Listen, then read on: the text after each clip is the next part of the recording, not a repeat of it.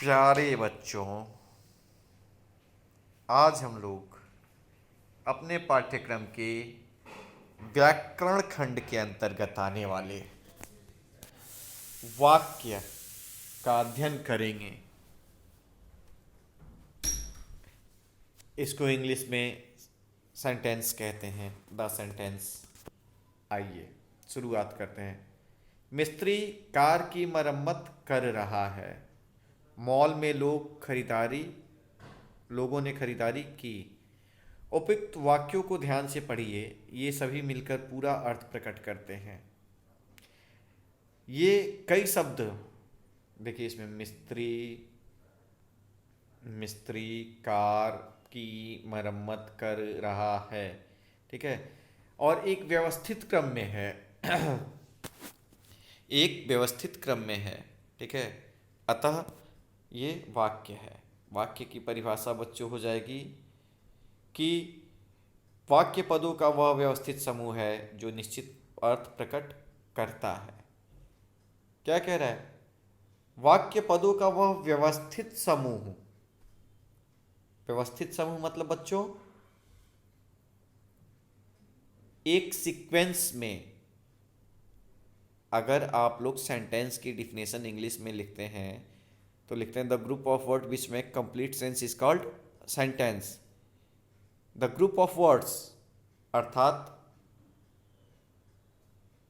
शब्दों का समूह, शब्दों का समूह एक विच मेक कंप्लीट सेंस, ठीक है, जो पूरा ज्ञान दे, व्यवस्थित हो, ठीक है।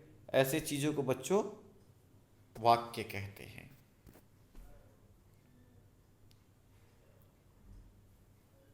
वाक्य के अंग, जैसे अगर हम लोग एक बात करते हैं कि तेज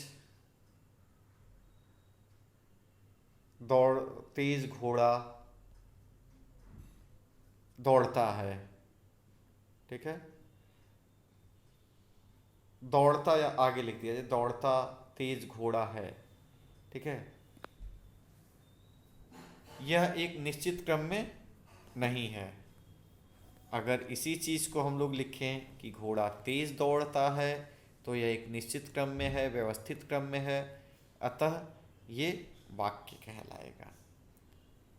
वाक्य के अंग की अगर बच्चों हम लोग बात कर लें, वाक्य के अंग की,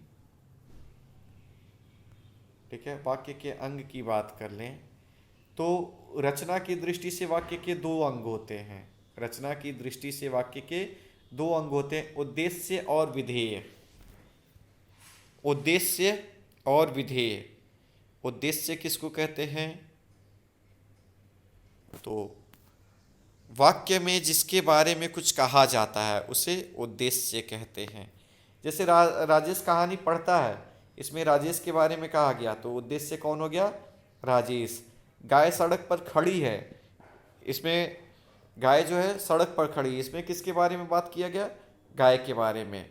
इसी को बच्चों अलग से हम लोग कर्ता भी कहते हैं, ठीक है।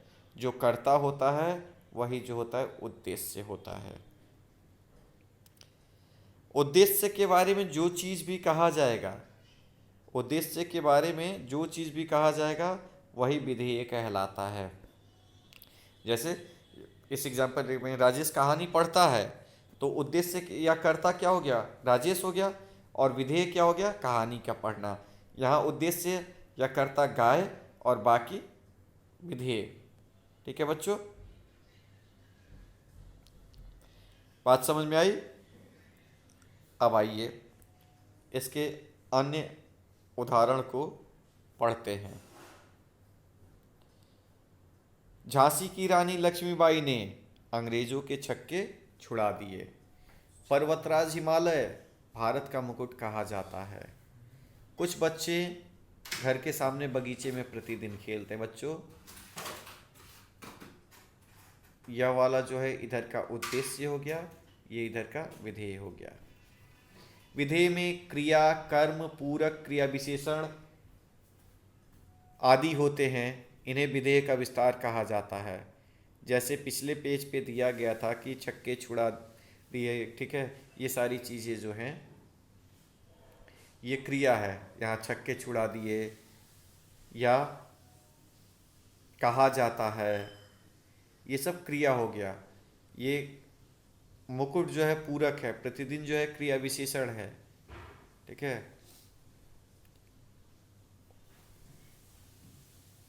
उद्देश्य व विधेय का विस्तार।